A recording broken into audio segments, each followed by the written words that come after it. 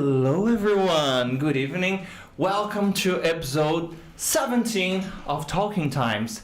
I want to start today's show in a different way. They almost have a heart attack every time I do that. I would like to give a special thanks to all this amazing crew that we have here. It's more than a month. So thank you guys, Laís, Gi, Mauricio, Claudio. A special thanks to our guest, Fabiana Manfredini. Guys, today especially, I need you to send a lot of questions in the chat, okay? We're gonna talk about psychology, and if you have, I will not say any issue, but any questions related to the topic, bring them on, okay? We are about to start right after our podcast intro.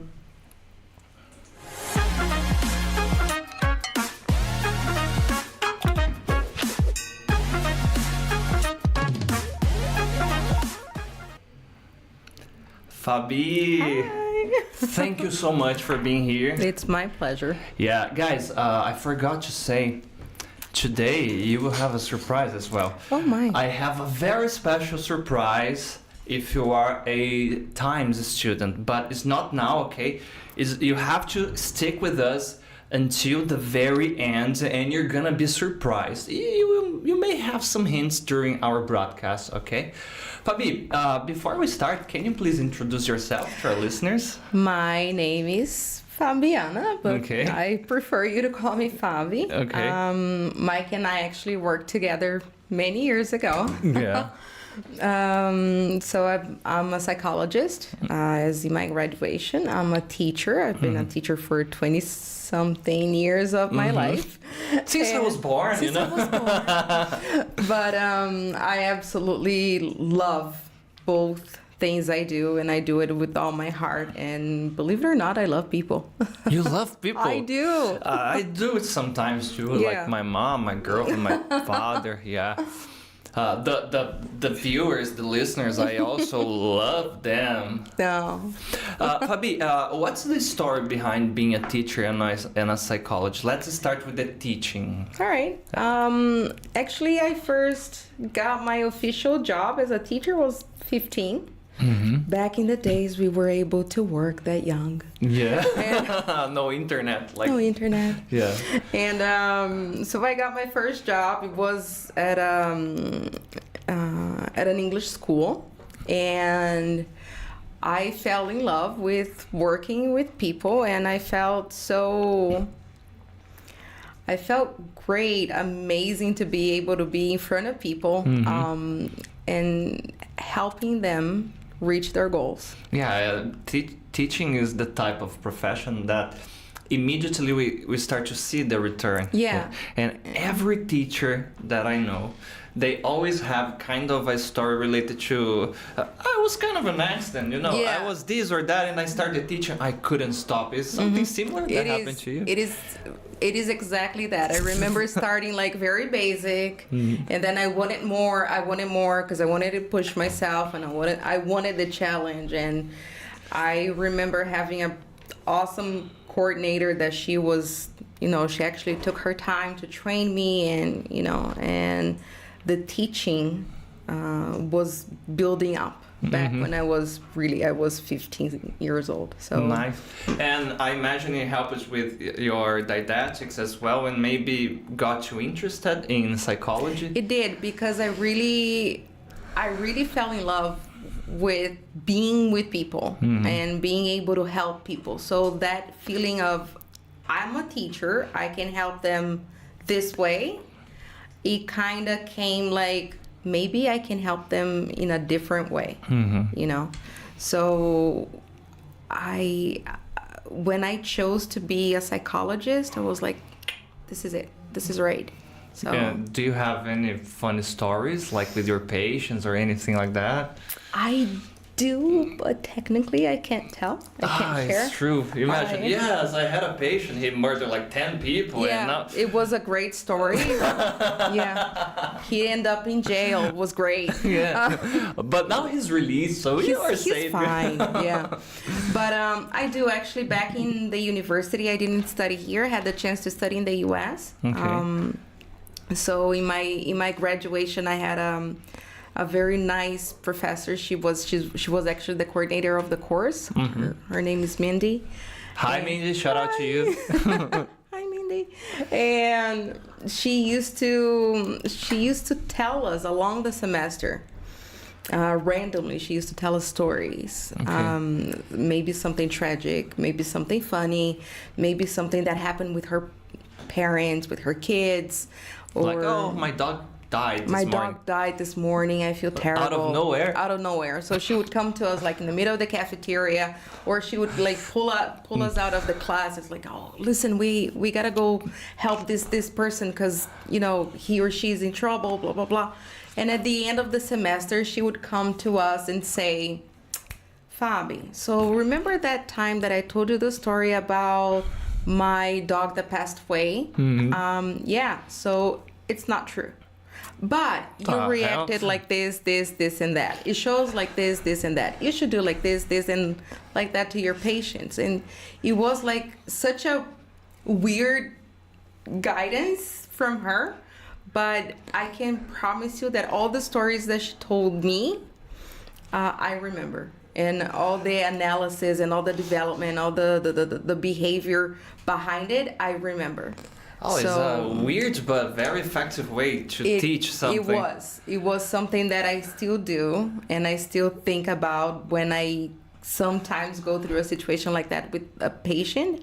I still like, I remember Mindy's story. That's interesting. Yeah. And it's kind of it's related to the power of stories. For example, if I want you to remember to grasp some content, I can give you a very technical, like by the book explanation, or I can say like this: oh, my dog. Let's practice. Yeah, and then people stick with it because you have all the memories related to that. Exactly.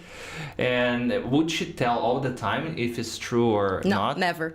Really? Never tell us the never. So it was like a psychological experiment.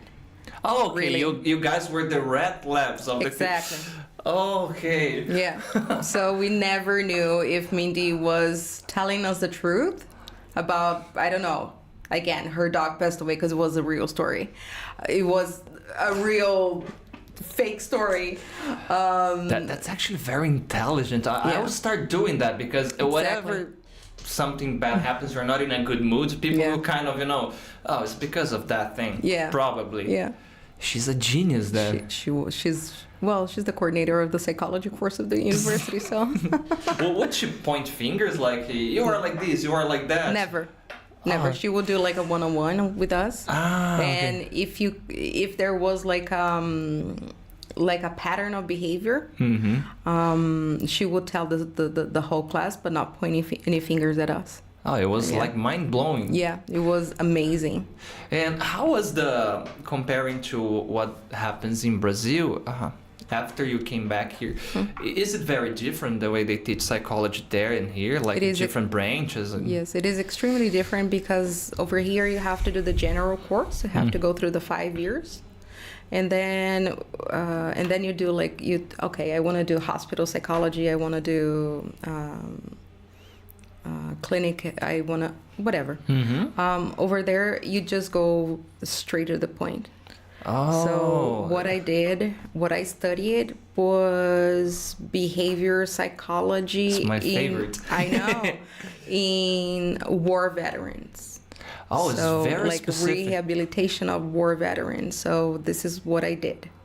So of course, there's no war in Brazil, so I kind of can't be a psychologist. Not directly, right? Yeah. So I am not officially. I'm not a psychologist in Brazil soil. So. Okay, but no problem. Yeah. The interesting thing about that is, I imagine it motivates the students because when I was at the university, I was lucky enough to have I graduated in advertising. So it's kind of a multi-course and you learn a lot of disciplines, but everything was sort of integrated and I could see the purpose of it. Yeah. But I see a lot of complaints in Brazil like, oh, I'm doing whatever course, but there's stuff here that is kind of, I don't know why I have to go through that. Exactly. in my opinion, I'm a very straightforward person. So when I was able to, be directed to that point, I was like, this is amazing. And it's, you kind of save up money. Okay. All right. I understand why you cannot share like therapy things and stories, but can you share like a part of the dog thing, a real one that she told you that like you got blown away? A real story. Yeah, about Mindy. About Mindy. I'm gonna tell you a story that she told us. It was her sister. Okay. They had a funeral. Sorry. Funerals are funny sometimes. They are. There has been a funeral in the family. Her sister went to the funeral to represent the family, and something very American, like, I'm going to the funeral to represent the family. Yeah, we ate casserole. Yeah, we ate casserole after. So there was a funeral, and her sister, she went to this funeral, talking to people, meeting the people there, blah, blah, blah. She met a guy. Right?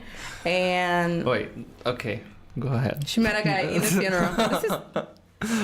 This is how I met your mom. Exactly, I was thinking like that. And that's how I met your mom. That's how I met your mom. So there was, so she met this guy, and they, switched numbers. Yeah, exchanged numbers. Sorry, they exchanged. After that, they exchanged body fluids. I'm joking. Go ahead. Okay. So they exchanged numbers. She lost the number. Oh. Yeah, and the guy never called her. A little after, Mindy was very worried because her sister was getting, she was gonna be taken to jail. The hell? Yeah, because her sister murdered a person. And they wanted to know, they were worried about why she murdered a person. Because he never called me. Is that what you think? No. Okay. I have no idea. Exactly. The bottom story was she killed a person, so there could be another funeral. She could you see what she did there? That's what you think? One moment. So yeah, so... You know where I was going in my head while you were telling that? I was imagining like she became a funeral crasher. Like the wedding. I was going like that. She started to get addicted in funeral because of some reason. Yeah. She wanted to meet the... Come on, what a weird way to meet somebody. But okay, people are vulnerable, they are sad, and then... So maybe, guys, the love of your life... It's hidden in a funeral. It's right there. Or if maybe she was going full archetypal with you, like no, actually the guy was not a guy, it was just whatever coping mechanism she was using, like a symbol. But it was pretty cool because Mindy would come to us like, do you know a lawyer? Do you have the number of a lawyer? My sister really is a lawyer and this and that, and I don't know, can you come to visit, visitation times with me? Accompany me, to visit my sister. I need your support. And this whole story would go on for like a month. Damn, that's so cool. Yeah. And then at the end of the semester, she'll go like, so my sister is fine. She didn't kill anybody. What? You got people worried about her. Like people actually gave you, lawyer numbers, and we were prepared to go to, visit your sister in jail. But no, it was all... And that's in the name of the psychology. Yes. I would love to have a teacher like that. Yeah. Maybe I can be the teacher. Okay. No. A lot of people sending messages in the chat here. Let me see. That's really cool. Don't copy that, guys. Don't. Okay. Hi, Kaveh. Shout out to you, man. Hi, Claudio. Pay attention in the traffic, Claudio. Please pay attention to traffic. Okay. Hi, Marcus. Hi, Paulo. Victor. Hi, Victor. Hi, Diego. Okay. Hello, Ezekiel. Welcome, man. My first time here, excited to learn. Okay, nice. Okay, I have a question for you guys. Tell me, you that are in the chat, who here is a time student, okay? If you're one of our students, I wanna know, because I told you if you stick with us until the end, you're gonna have a surprise, okay? All right, Paulo is asking here, how to develop a soft skills, okay? Is it possible to describe 3 most important characteristics? Okay, so what would be your recommendation if somebody wants to develop soft skills? Like, I don't know, be more friendly at work, or maybe leadership, I don't know. I think you can try to migrate to some area, a different area. Like, you can come to your colleague and say like, hey, I don't know, you work in marketing and I work in HR. Hey, can I spend half a day with you? Ah, that's very interesting. Can I accompany you through, I don't know, 6 hours today until lunch? Can we have a lunch meeting? Can we have a business lunch, together? Can you tell me if there's any books that you read that you recommend? But I think going around the office, if you actually have the chance, if your work is presential, ask your colleague. You're gonna get different point of views in how he or she deals with people and deals with different situations. An area that you've never been familiar with before. I think it's something that is valid, because soft skills, they're always transferable skills, right? If you have a good package of transferable skills, you can work pretty much anywhere in the company, right? And it's more. I like the approach because, again, it's practical. Yeah, it is. And you will be directly engaging with people that are there, and sometimes it's just an acquaintance, you know. Exactly. And you barely know the person's name. Yeah, so. It's like, oh, hi. Yeah. I've heard somewhere, it was probably one of those books that I was talking to you, that people tend to be more tend to be friendlier when you say, oh, could you please tell me this and explain me that? Like you go to the person in a position that I am willing to learn with you. It's something like that. It is exactly like that. I'm willing to learn something about marketing. Maybe it will change or it will open my horizons in terms of looking at my own job. Looking at doing my own tasks. So it's something that you can, okay, Maick has this soft skill that I admire. Let me try to get in touch with Maick, get closer to Maick so he can pass it on. Makes total sense. And something that happens in work sometimes is the corporative tribalism. Like, people get, oh, I am from this department and I don't need you. Exactly. Yeah. They're like, eh. Yeah, exactly. Especially you. I remember that guy from TV. You are from IT. You are a developer and you love your QAs, huh? So that's a nice tip, Fabi. Okay, let me see here. Good evening, Giuliani. Okay, Marcel is asking here, have you ever tried any interesting psychological experiments on your patients? You don't have to say exactly what. No. If so, what was the outcome? No, I can't. I never tried it, and I think I never would. I never would. I think I remember myself going through this experiment. I was like, this is too much. But okay, I wouldn't. I have a guilty pleasure that I have to share. Oh, okay. No, it's nothing criminal. Okay, guys, I'm not gonna. No. But for example, I wanted to develop my social skills. So I had this course of behavioral psychology, the BCT, and I started to think about the neuroplasticity. Okay. So I imagined, if I do a little bit of the thing every day, it was actually right after I became single, so you guys get the point. I needed to communicate better and all of that. I started to doing micro-social interactions on my daily basis. So, for example, I would go from my apartment to my car, ignoring every possible human figure that would come into my way.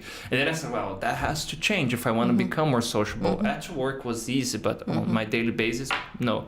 So I started, I will say good evening, good morning, good afternoon to random people that I meet going there. and it started to, oh hello, oh no, and then after 2 weeks I said I'm gonna say a compliment to these people. Nice. Oh, I love your sweater, blah blah blah. And people say like, oh okay. Yeah. And then eventually after a month I would stop and say, okay, I see you often here. What is your name, man? Oh, okay, no. And then turns out to work it. Like I started to increase my social network there. People actually see you as a reliable figure, right? Yeah. Maybe, okay, I have a problem. I don't know. I need to change my lamp in my apartment. Maybe that guy that, you know, said, oh, you're wearing a nice sweater. Maybe he can help me. Because you become more approachable. You become like automatically a more reliable person, right? Yeah, and people start to get more familiar with your face. Yeah, and exactly. Yeah. And I used to say that to some people, oh, I cannot do that, I'm very shy. No, but sometimes you go to a supermarket and people are there like out of your bubble, your social space, they're invisible to you. So when you are there doing, you know, paying whatever products you're buying, you say hi to the person that is there working and, you know, attending you. And it's very nice. You can see that people, they change. They change, they light up, right? Exactly. Yeah. Like once I was in at the wrong line, you know, was like for elderly people or if you're pregnant. And then I was smiling because I was thinking about some random thing, and the person there was like, oh no, you can come here. I said, but I'm not pregnant. Is that a problem? And she started laughing. Okay, go ahead. And then, you know, it was a very simple interaction. I felt very happy. Yeah, exactly. You know? You kind of changed that person's day, you know. Yeah, and it's something so simple, like basically human interaction. Yeah, you know. It is. It is very simple, but it's good. Stuff like this, it really changes their way, right? Because they have the amount of people going through their, for example, like you said, their cashier and clients. Yeah, exactly. So when there is a person like you that behave differently, they go like, huh. Yeah, and you're just paying attention to another human being that is right there in front of you. Do you think we are kind of losing this because of technology and social media? Absolutely. And especially I almost said. And especially because after the pandemic, things have become very different, right? We had to readapt to a new reality. So I think things became much more difficult. I'm gonna give you a very silly example. When Mauricio, he gave me his hand. You know, he reached out and was like, "Oh my God, can I touch him? Can I touch him?" I was like, "Can I touch his hand?" I was like, so it was the same second. I was like, "What do I do?" Oh, I shake his hand, of course. Yeah, I understand. We were talking before. There was a problem in couples too, right? How the pandemic changes the guys. Take notes. If you're having problems in your relationship, time to take notes. Yeah, take notes. A lot of people. I'm gonna say that I met a lot of people that came to me and said, "Oh, I can't stand my wife anymore. I can't stand my husband anymore. I have to stay with this person." People were doing that before the pandemic. Exactly. I'm joking. It's a complete different reality, right? Yeah. Because you have your life, right, and you leave your house early. You come back late in the evening. I say. Yeah. And you don't have that experience of actually living with the person that you married, right? But I heard a lot of people saying, we got divorced, we split up, we're separated. And it's very sad because in a different reality, us humans, we couldn't adapt in the better form that we could possibly. So that's really twisted because when you describe this, I imagine, well, what happens when you are in a very sad and vulnerable situation, like you are grieving or somebody in your family is going through a terrible disease or anything like that? You turn to the people you love the most. I don't know if I'm crazy, you can call me romantic, but I imagine your partner, your husband, your wife should be on the top of that list. And turns out the people that you should rely more are actually the people that you don't want to be close, you know? Yeah, it's very, very twisted, right? Is there any, I don't know, study or any possible explanation for this? Like people are choosing poorly their partners, maybe? I don't think it's poorly. I think it's just I think it's the fact of being forced to readapt to a different reality, something that we never been through, a pandemic. We never been through one, so we didn't know how to act, right? So it's something completely new. And when you are forced into a situation, I think most humans tend to, explode sometimes. Yeah, and they freaked out. Yeah, exactly. Damn, that's really sad in a way. Are you married? I am. Okay, no pandemic problems there. No, but I'm gonna tell you something that I see in my own relationship. I met my husband during the pandemic. Oh, I thought it was saying a funeral. I met my husband in a funeral because I killed my sister. No. I got released. I met my husband, which he's watching me. Shout out to you. Yay, my beautiful husband. And we met during the pandemic, and I'm gonna be very honest, when it's the other way around. We've been together 24 hours a day, every day. And now, for example, that I'm here, I feel like something is missing. There's a part of me missing. And it feels very strange. I know. That's so sweet. I know, but you see, there's hope there. There's hope. But it's very weird because when we have to do something separate, like very simple things like I need to go to the doctor, something like that, or I need to be here. I'm like, where's my husband? Oh yeah, it's very weird that you love your husband. Who the hell does that, right? I know, that's terrible. These new people. Oh. I know, it's disgusting. But, it's exactly the other way around because we're used to being together 24 hours a day. Yeah. So I can imagine people that were put in that situation like, okay, you can't leave your house. If you leave your house, there's a big chance you're going to die. Yeah. And you have to be here. So it's a whole psychological situation that we're not used to it, right? Yeah, I was thinking, do you think maybe we are gonna have something like a mismatch in relationship?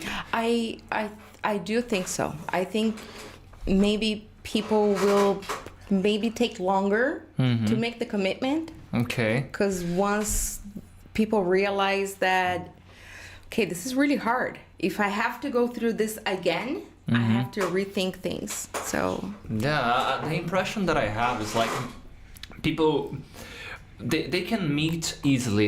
You can, because of social media, the internet, globalization. Yeah. Like imagine in the past we have access to that geographical area that we were. I don't know, in life maybe we will meet 100, 200 people. Exactly. But nowadays it's possible that you are on your social media and somebody from another continent is going to interact with you like, oh, hello, how are you? And then say, oh my God, I like that person. Yeah. That will never happen, I don't know, hundreds of or maybe thousands of years ago. So maybe our mind hasn't, I don't know, kept up with that. Exactly. It's a lot of information, right? You're saying this, I can possibly imagine like grandpa, grandma, they were from the same city, they were from probably the same neighborhood, and it's exactly what you're saying. Like it's that tiny little circle of people that and we have that kind of trustworthiness from our circle, like that guy he's related to that other person. Now could be you could meet somebody online and be a total exactly. Exactly.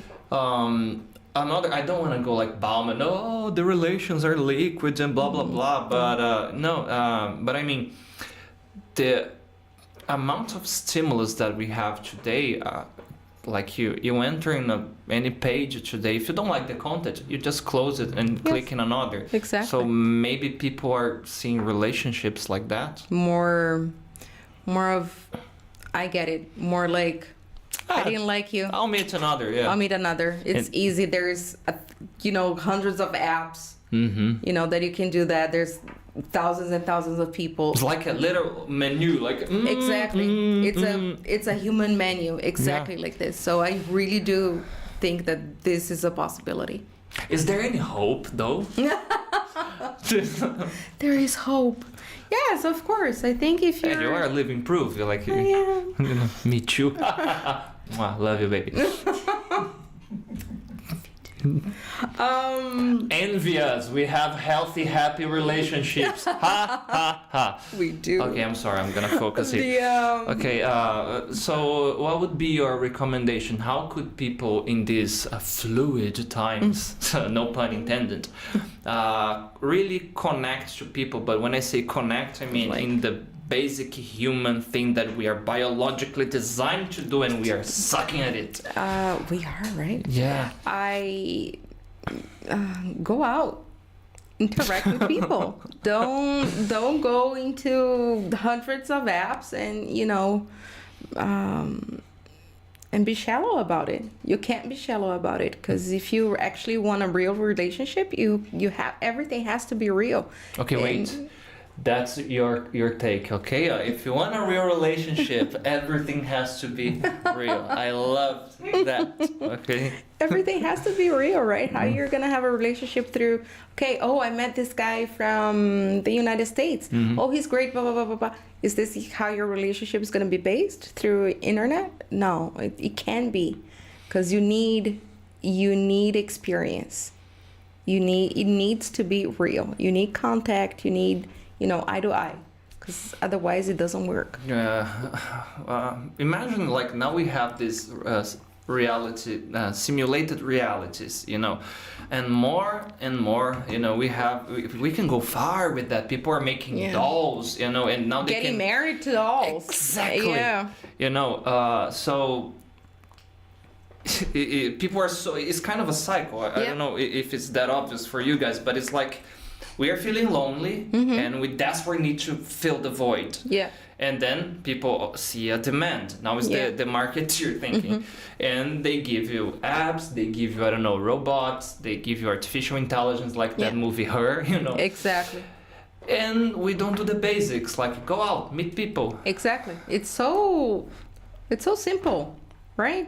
But it's hard for it is hard for a lot of people, yes, I understand. But I'm gonna go a little bit beyond. You just said robots, and there's people actually making fake dogs, for example, fake pets in general, right? Well, why? Well, they're not gonna die. They're not gonna give you any cost. They're not gonna, you're not gonna have to spend money on them taking them to the vet and stuff like that. We're spoiled. Yeah, I think. Yeah, spoiled. That's pretty good, actually. I'm thinking here, we were talking about the social media internet effect on teens. It looks like because we are in like an algorithm that will release the same stimulus over and over, and never something completely different. So whenever we face a reality, a pandemic, or maybe the person doesn't find me attractive, or maybe the person has a different opinion about whatever, people don't know how to deal with that. Exactly, because people are very intolerant about, of course, feeling rejected or being rejected, right? Nobody likes to be rejected. Of course, I'm not saying this, but people are not okay with feelings. It's people are very intolerant to that, and I think like I'd rather have a fake wife, a fake husband, or a fake dog, whatever, a fake relationship. Have faked life. Exactly. It's much better than if I get rejected by my partner. I'm not gonna have any feelings. I can turn off my husband or my wife, or I can turn off my dog, and it's okay. The next day is a new day. Damn, we are definitely living in some sort of matrix. Yeah, it's kind of... Okay, we're gonna see some silver lining here, okay? Let me take a look at the chat, guys. Hello, I'm a student. Okay, hi, Priscilla is one of our students. Okay, so there is a surprise for you as well. Okay, Mateus is a student too. Hi, Mateus. Okay. Leticia is asking, how do I know if psychology is for me? Was that a way that you kind of tuned, like, oh, I like that, I'm gonna do this? As a profession, she yeah. means.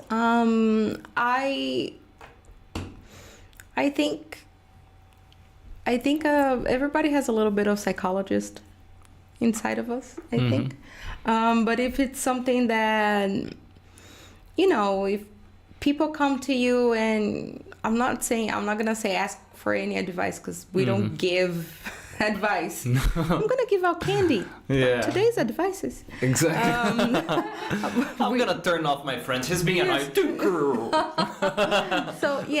So we don't give out advices, but if people come to you, and if you feel like people trust you, you're a good listener, you're willing to help people, I think it's a kind of a way to figure it out if you could be a psychologist. If there's an area that you like, of course, not all areas are about listening, and but all areas are about helping out people. Has it changed the way you deal with life and yourself? For example, in my case, when I started studying, especially the evolutionary psychology, it automatically started to change my sense of guilt and kind of pride.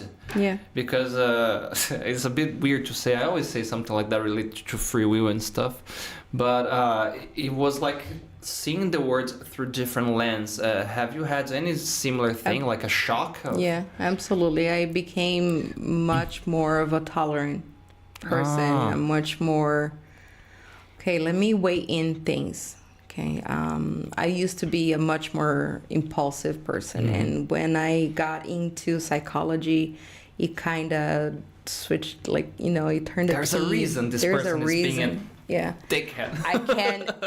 There's a reason she's going to jail.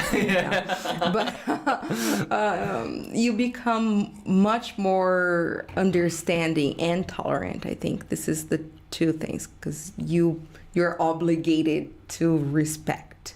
Yeah, but we only see the tip of the iceberg in terms of behavior. And Fabi, listening to other people's problems, and you don't you get overload with that? I imagine there is a toll, and how do you cope with that? I am obligated to do therapy. I go to therapy. Yeah, set the example. Yes, most psychologists they do therapy, so it's important, because we kind of unload our load. So we do this. It's very important. And I do personally, I do therapy too, because it's something that is, it helps me a lot to keep me focused and centered. Yeah. So. Is it difficult to switch the professional to the patient? Very much. Like, oh, she's doing that trick. It's not going to work. I know you're doing that. It's like, no, but I try to be as much as of a patient that I can. Okay. Yeah, and you should force yourself to be open to that. Yes, you need to be open to what the professional is going to be telling you. So I try.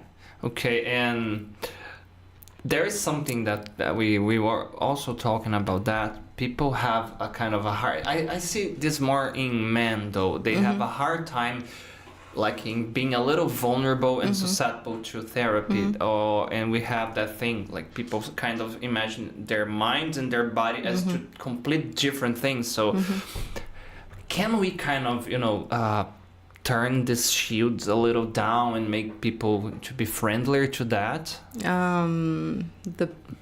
The male public in general. Yeah. I think there's this taboo about in general. I'm gonna say in general about going to a shrink or going to a psychologist, right? Yeah, going to doctors in general, men have a hard time. It's for crazy people. Yeah, it is terrible. But I think it's a big taboo. What I can tell you that it's super normal to go to a shrink. A psychiatrist is just as much of a doctor as any other doctors, right? But I think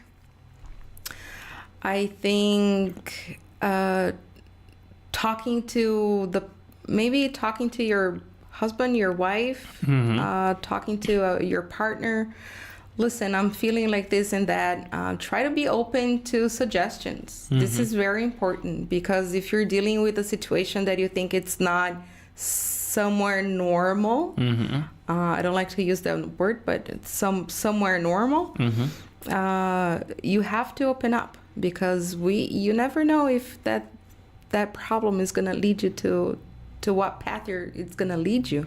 Yeah, what I normally tell my friends when we are having this conversation is like, man, let's suppose we are here playing football and you break your leg. Yeah. You would immediately go to a leg doctor, I know, a physiotherapist or something like that, and to heal, basically, because you see, well, something is broken. It's broken, or it's not working properly, or it's misfunctioning, whatever term you prefer to use. Your head, your brain is part of your body, so you shouldn't feel ashamed if something's not working properly. Okay, guys, look for help. Sometimes I saw this friend. He said, "Oh, Mike, turns out it was just a neurotransmitter that my brain was not releasing, and I got this medication. Now I feel fine." Yeah, it's chemistry. Basically, it's chemistry. So there's chemistry that is not really going. It's not really working in your head, and you need help, right? Like a person that has diabetes or a person with a heart problem, heart condition. It's the same. It's basic chemistry. So something that fascinates me though, like thinking about the more people understand how our brain works, maybe in the future if we don't disappear, hopefully, imagine we really understand, for example, human evil, like okay, parts is the genes, parts is the nature and nurture thing, and we could kind of fix it in a way that that'd be awesome. You do an intervention before it ever happens, That'd be awesome. Yeah, so let's hope for that, right? Let's hope for a pill. No, I'm kidding. Okay, Taliesin is asking something very important here. Hi, Wendell. That's another good question too. Oh my God, I love when you guys interact. Okay, I'll go with Wendell first here. How to overcome rejection? Oh, yeah. Therapy. You see? Very, very simple therapy. I'm gonna say it as a personal experience. Therapy, I was forced to deal with rejection. Therapy helps.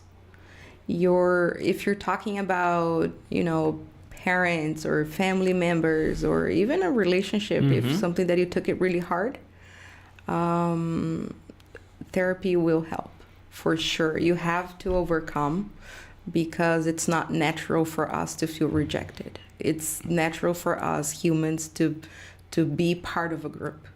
So when you don't take care, when you don't know how to deal with your rejection, you can end up in really dark places. Like you're gonna be isolated, and you can take like a left turn that you don't want to.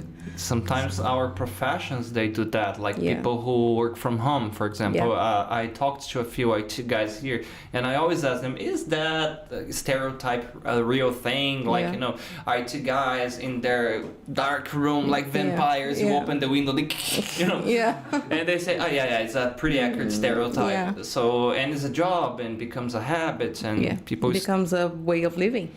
I'm gonna propose a challenge for you guys. Do the micro interactions on your routine. A little bit. You go to the supermarket, you go to the bakery.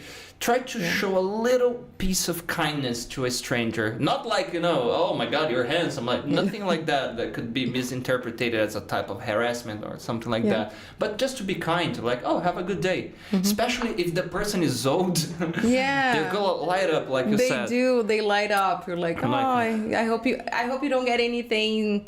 I hope you don't have any bad people in your line today, for example. Yes, that'd be great.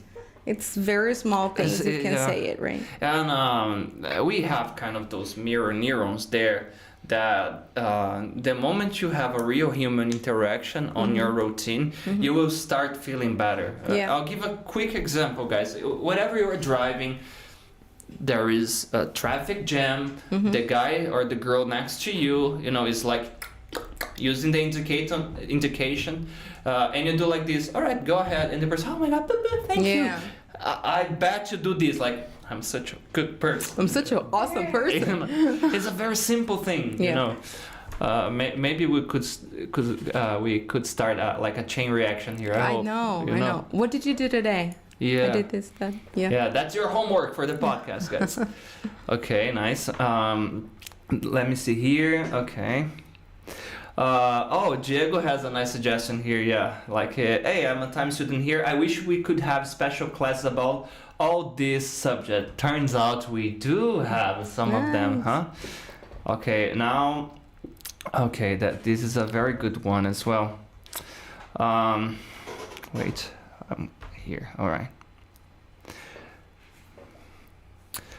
Okay, Taliesin is asking here. I think it's related to kind of a red flag thing, but when do I know I need to go and look for psychology or therapy in general? When is like the line? The line, I think if something is giving you, it's, anxiety, any type of anxiety that you feel that your body is asking, please help me. In my opinion, is very simple. It's like, when you're thirsty and you're like, oh, please, if another person comes to you, for example, like in our routine, like another student comes to you and say like, Maick, can I, and you say like, can you just give me one little second? I really need some water.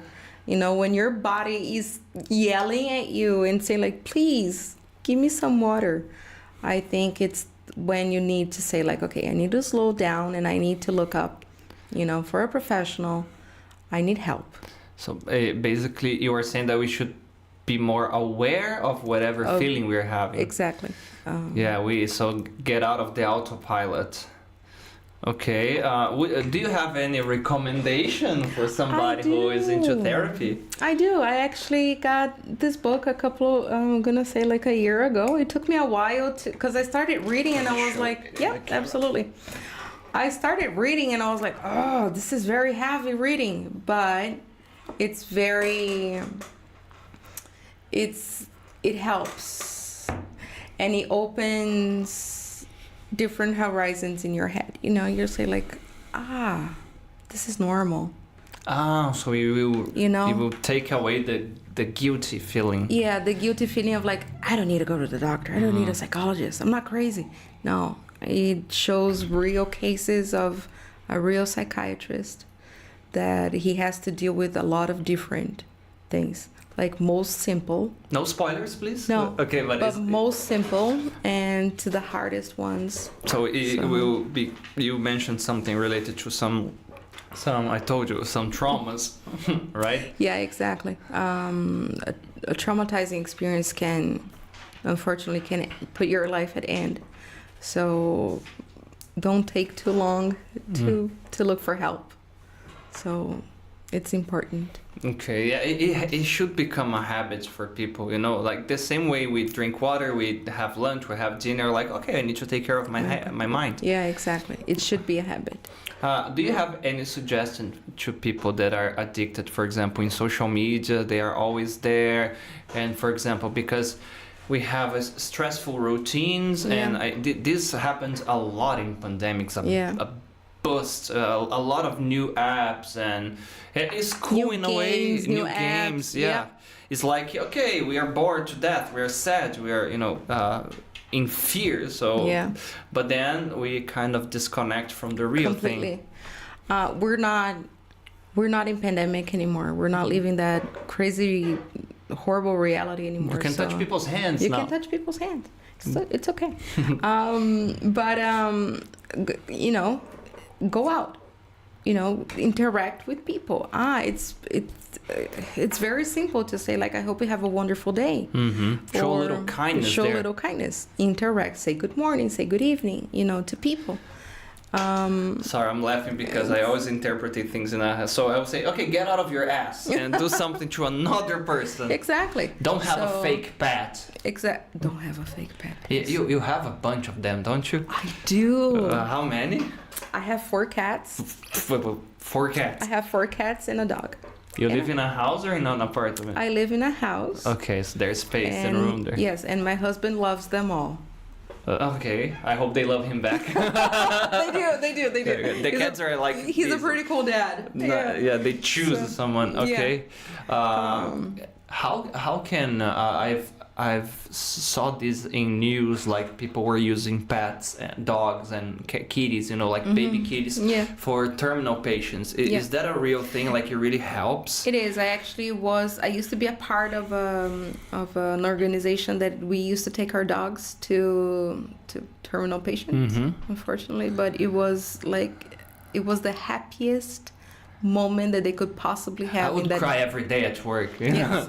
So we would always have we would always have usually it was a Sunday. We used to have a nurse coming up please keep your crap together. Don't cry, don't let the dogs do their job. Don't cry. It's important not to cry. I remember leaving the hospital sobbing. But of course. Oh my God. I will not cry back. Exactly. So it was going in, let the dogs do their thing. We go out and everybody was gone in tears. I saw a video on YouTube about that. The people, they were in their beds and they kind of gave a kitty shower. And then the person started to laugh and they always put that emotional music. I started to cry immediately. It was oh my God. Yeah, it's terrible. It's awesome. But at the same time, it's awesome, the after, but terrible. The after is terrible. Okay. But one thing before I answer the chat, I will go there, guys, is... what recommendation would you give to people to have a healthy mind in general? Like the same way we always say, drink water, eat healthy, blah, blah, blah, blah. Yeah. What can we do in this crazy world with crazy routine to kind of go back to, normal. Yeah. Try to change your routine little by little. Okay. So every day after work, I get my phone and I'm right there on the screen. Maybe tonight you can watch a movie or try a different TV show. Real book. Read a real book. Right? Doesn't have to be on a Kindle or... Sorry, Claudio, I know that you love Kindles, but... I like them too, but it's different though. It is. The touchy, right? Exactly. So do little things differently every day.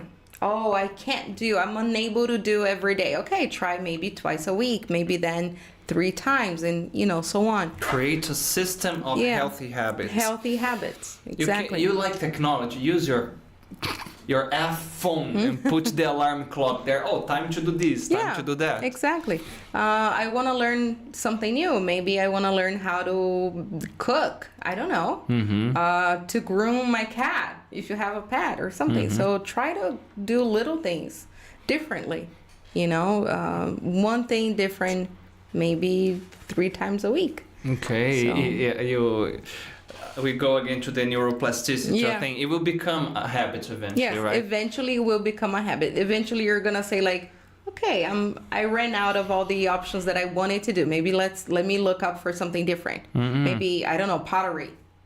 Yeah. Something you use your hands is very nice. Yeah, I love using my hands. Maybe this. I have the feeling that this is so effective because, for example, when you are reading a real book or you're doing pottery, you're painting or playing an instrument, you have to be present. You are not in the future or in the past. The mindfulness things. You are exactly there paying attention in the present, so you relax. Yeah, exactly. And time flies. There's no problem. You don't have to solve any problems. You don't have to think about work or anything like that. So you're there, you're focused, and that's it. Okay, talking about that, we are running out of time. I know. You talk too much, Maick. I will try to be more aware of it. Start a little by every Little by day, little. you know, Yes. like, okay, don't talk to people anymore, and then we go backwards. No, I promised you guys that we would have a surprise here, and she doesn't know. I don't. love. Okay. Oh my God, he's Before gonna say free that, therapy to everybody. thank you so Yeah. much, guys, that you stick with us until the end. I'm gonna give you a reward. Okay, let me take a look at the chat here. All right, they're talking about special classes. We have awesome special classes, you know. Okay, one moment here. Good evening, Juliani. Okay, here one moment. Okay, we read this one already. Okay, are you ready, guys? Okay. You may think that Fabi's voice is kind of familiar. No. You know, and I am very happy you ditched Kazumi. He was a douchebag, you know. Did you get the dog? I got the dog. The dog is mine. She is Stella from the books, guys. She is Stella from the books. I am Stella. She's a real person, you see? Yes. It was not AI. We didn't have AI back then. No, we didn't. You know. And there is another character in the book in this broadcast, huh? You know, do you know who it is? Okay. No. Okay, when we say that it's, the micro interaction was a good advice, okay, yeah, nice special class. Okay, guys, I can keep up with you. You are talking a lot in the chat. I loved it. Okay. All right. Thank you so much. No, Fabi, it was my pleasure. But before, would you like to say a final message to our listeners? They love you, by the way. Yeah. Thank you. I'm gonna be very honest, I was super nervous to do this. Oh, we didn't have to do the awkward silence, though. Yeah, it was not necessary. Oh, thank God. Yeah, I like awkward silence when it's intentional, you know? I think things are much simpler than we could possibly think they are. And look, if you need help, don't be ashamed. You know, there's a lot of taboos, there's a lot of prejudice, there's a lots of things out there, but you are important, you matter. So I think looking for help, it matters too. So it's simple. You just need to want it. We overcomplicate things. Yeah. No, that's some amazing advice. And guys, again, thank you so much. Don't forget to like, follow the, subscribe to the channel, share the video. I'm reading a lot of compliments here. People are, you know, because. So if we think these conversations are important, stimulate somebody close to you. You know that is going through something bad. Yeah. And don't forget, we will post these episodes weekly, okay? Thank you one more time, Fabi. Thank you. I am Maick appreciate it. Ofel, and hope to see you on our next episode of Talking Times. Yay. Bye-bye, guys. Bye, guys. Thank you.